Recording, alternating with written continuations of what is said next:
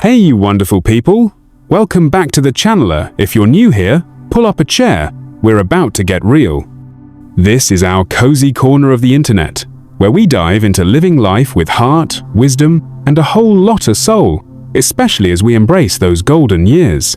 Today, I'm spilling some truth, like we're just chatting over a cup of tea on a sunny afternoon. Ever open up to your family, thinking it'll bring you closer, only to feel like you've kicked up a storm? Oh, I've been there, friend. You share your heart, hoping for connection, but sometimes it feels like you've swapped your peace for a big old mess. I used to think being an open book was the key to tight family bonds. Just lay it all out, no secrets, and we're golden, right? Ha, not so much. After crossing into my 70s, I've learned something you only pick up after a few spins around the sun. Not everything needs to be shared.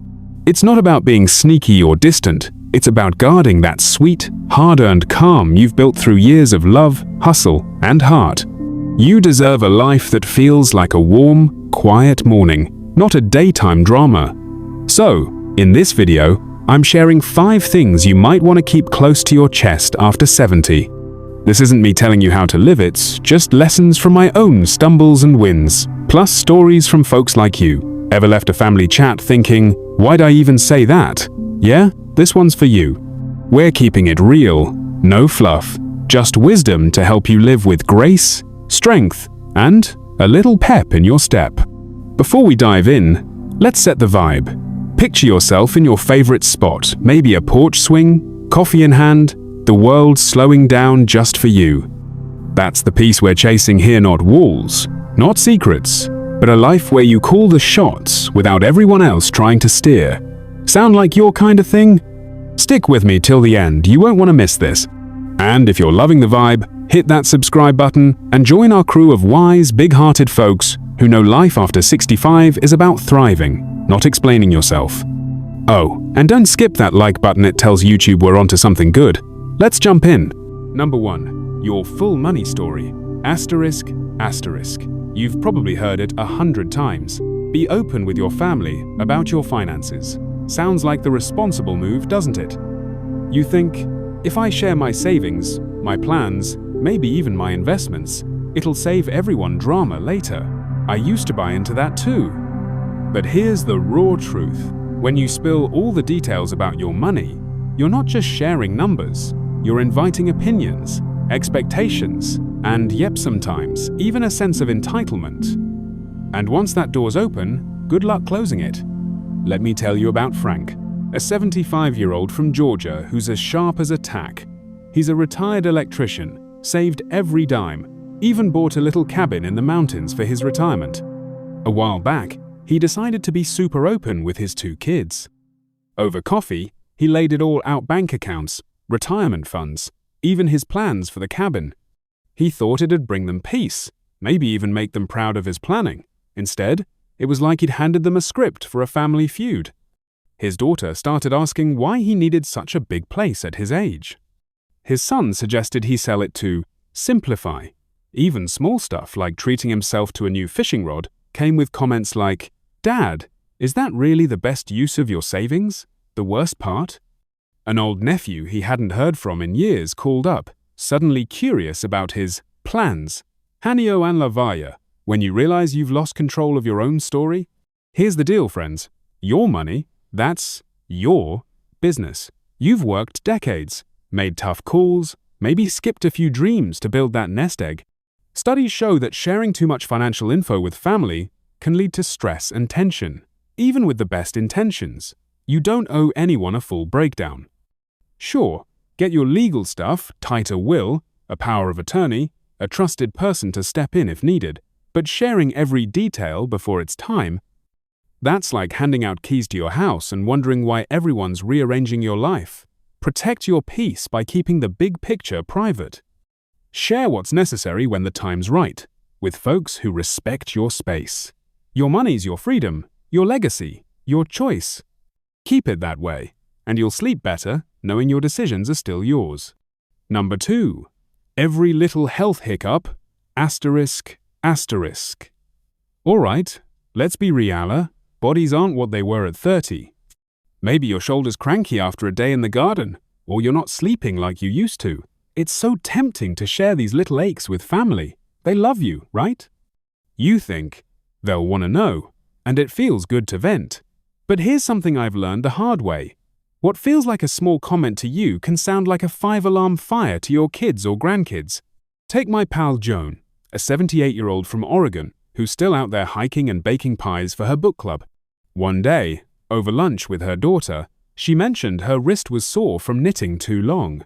No big deal, just a passing thought. But her daughter? She went into full-on panic mode.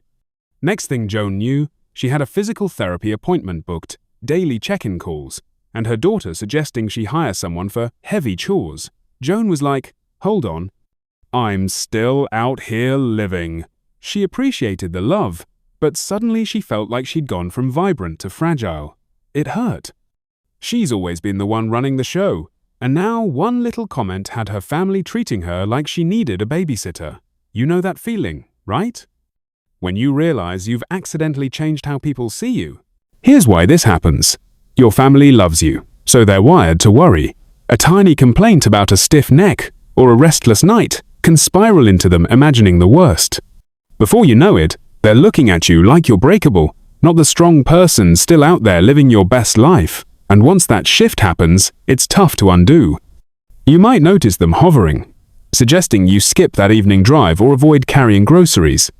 It's not that you're wrong to share, it's human to want to connect, but you're accidentally giving away a piece of your independence.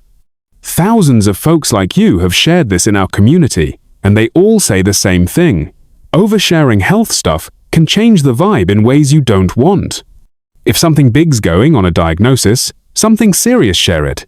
Your family deserves to know when you need support. But every little creak or sleepless night, keep those between you and your doctor. You've lived in your body long enough to know what's just aging and what's worth flagging. Trust that wisdom. By keeping the small stuff private, you protect your freedom to live on your terms. You're still out there hiking, laughing, or planning your next adventure. Don't let minor aches steal the show. Next time you're tempted to mention that sore knee, ask yourself, am I sharing to connect, or am I giving away my spark? Choose peace, and let your family see the you that's still thriving. These tips are gold, so stick around, you don't want to miss the rest. Number 3. Your take on family drama. Asterisk. Oh, family drama, who hasn't been pulled into that mess? Whether it's your kids arguing over who's hosting Thanksgiving or your cousin clashing with their sibling, it's like a storm that sucks you in before you know it. As the wise one in the family, it's natural to want to step in, play peacemaker, or drop some hard-earned advice. But here's a lesson I've learned after too many awkward holiday dinners. The more you wade into family fights, the more likely you end up the bad guy. Picture my friend Luis, an 79-year-old from Texas who's the heart of his big family.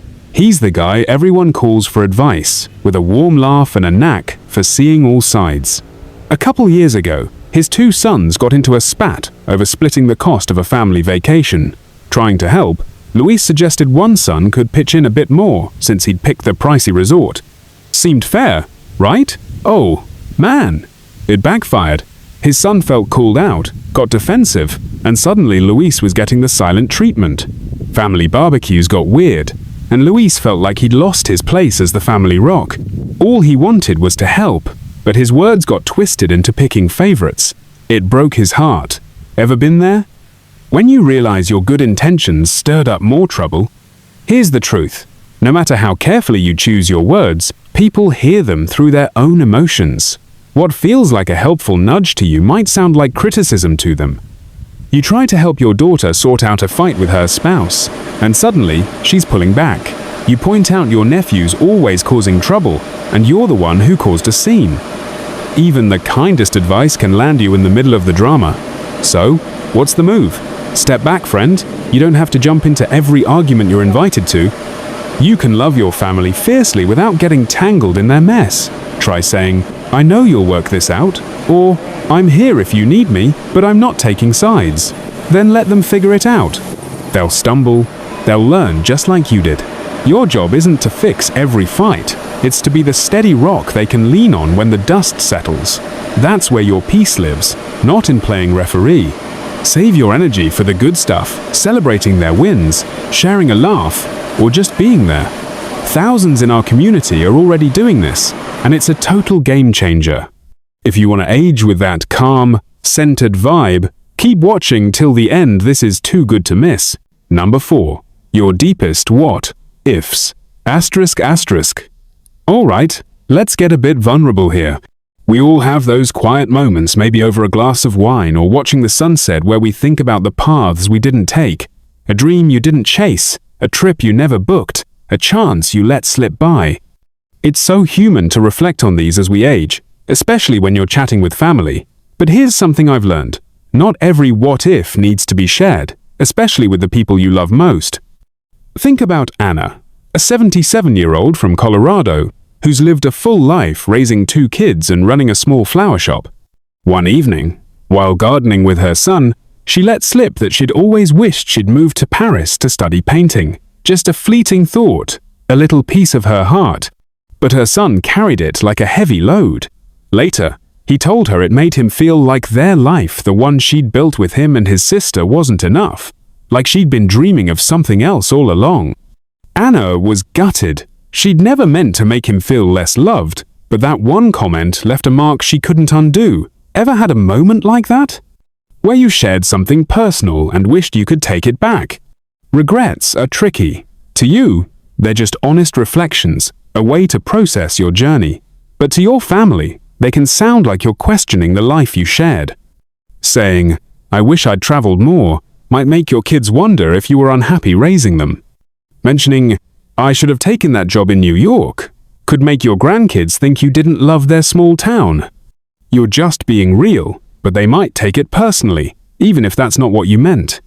Plus, the more you talk about regrets, the more folks might see you as stuck in the past, not the vibrant person still out there living. Your regrets are sacred, friend. You've earned the right to sit with them, to hold them close in your own time, but they don't need an audience. Instead of saying, "I wish I'd done things differently," try something like, "I've learned so much from the life I've lived." It's a small shift that shares your wisdom without casting shadows on the love you've built. Keep those tender thoughts private, not because they're wrong, but because they're yours. Let your family see the you that's still chasing life, not the one looking back.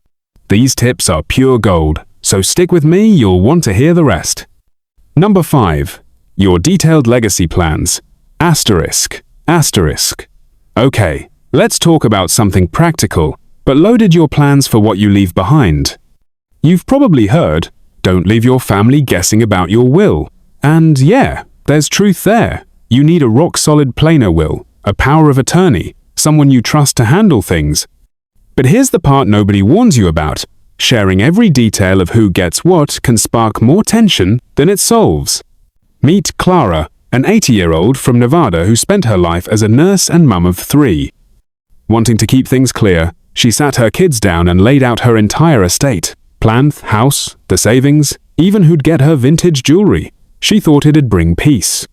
Instead, it was like lighting a fire in a dry field. Her oldest started pushing her to sell the house now, saying it was a smart market move. Her youngest felt hurt, thinking she was getting less than her siblings. Even her grandkids started chiming in, asking why certain things weren't split differently. Clara told me, "I just wanted to be fair, but now it feels like everyone's watching my every move." Sound familiar? When you realize your good intentions opened a can of worms, when you share the full blueprint of your legacy, you're not just sharing plans, you're inviting debates. People start questioning your choices. Why keep the house? Shouldn't you save more for us? The pressure creeps in, sometimes in small ways. A glance, a comment. It can make you feel like every decision, from booking a cruise to buying a new chair, is up for a family vote. You don't owe anyone a sneak peek at your will. Get your legal ducks in a row, pick a trusted person to handle things, and keep the details private until the time comes. Your legacy isn't just about money or stuff, it's the love, lessons, and strength you've shown your family. By keeping the specifics close, you protect your freedom to live your golden years your way. If someone's only curious when assets are on the table, ask yourself, Are they here for me or for what I've got? Guard your peace, live freely, and let your legacy shine through the life you're living now. Closing thoughts. All right, friends, here's the heart of it. You've spent your life giving love, time, wisdom, everything. But now, it's time to protect something just for you, your peace. At this stage, peace isn't a luxury, it's your birthright. A quiet morning, a heart free from judgment, a day where you make the calls without explaining yourself. That's what you've earned after all these years. Guarding your peace doesn't mean shutting out your family or building walls. It's about being intentional with what you share, not out of fear, but because you know the value of a calm heart.